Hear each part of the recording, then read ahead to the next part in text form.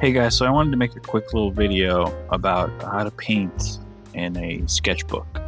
A lot of people ask me how I do that in my own sketchbook, so I wanted to show you guys what kind of sketchbook I have. So I have a Strathmore mixed media.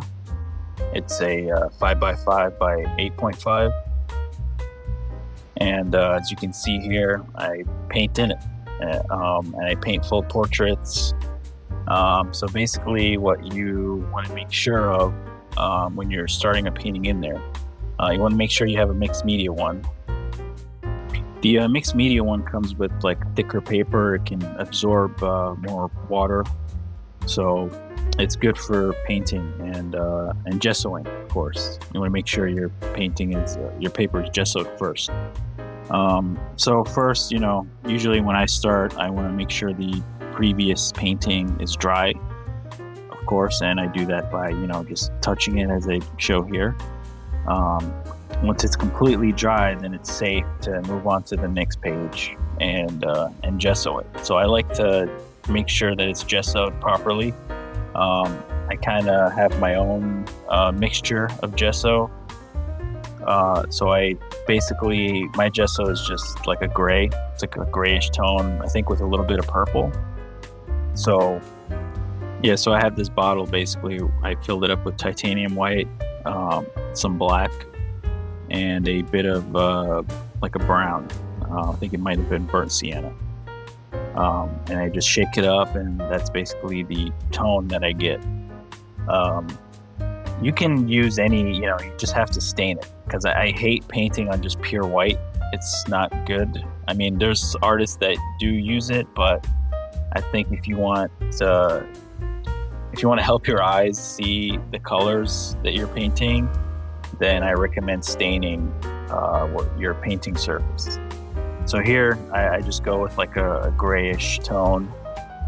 You can for your choice, you can choose anything. You can choose brown, or I've seen people just paint it just pure black. You can do that if you want.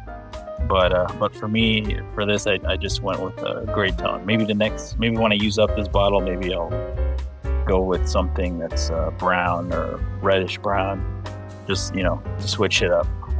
I painted like on, I think sometimes I've had like green.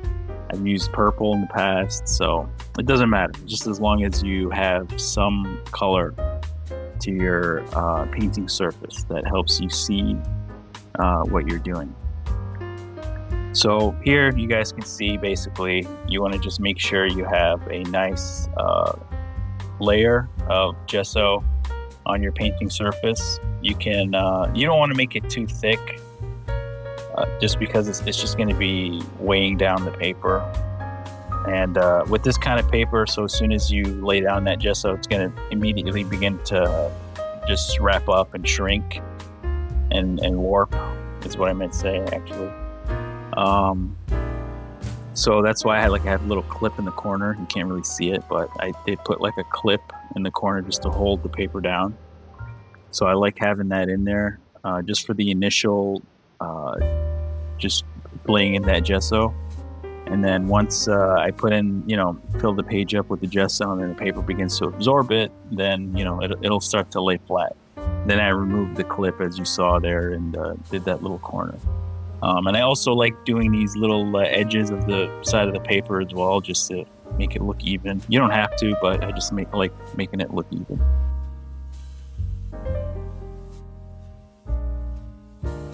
And as you can see, so now once you have it gessoed and you're brushing it in there, you can start to see the lines. And these can cause issues later on for you. So the next step you want to do is to get some sandpaper and just sand it down. You can, if you want, you can make it a little smooth. The issue is that texture that's there from the brush is going to start catching light. As you can see, it's already happening. So that's why I like to sand it down a little bit. And you guys can see that, like in some of my videos, like as I'm painting, you can see it catching the light. And it's definitely annoying, and it causes problems, because you'll have this glare and you won't be able to see what you're doing. So you make sure you sand it down a little bit if the glare is intense. Yeah, and once that's done and it's all dry, then you can just begin painting right there, as you can see.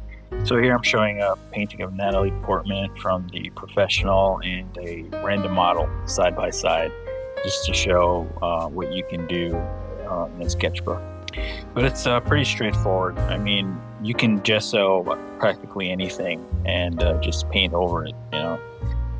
But I prefer doing this in a sketchbook just because it's just easier. It's more fun for me. Just the idea of filling up that sketchbook is also just really fun. And it's just great, you know. I enjoy it because I can just have all my paintings in this one little sketchbook, rather than have all these individual pieces, which is, you know, for me, it's really difficult to store all of it right now. I just don't have the space for it.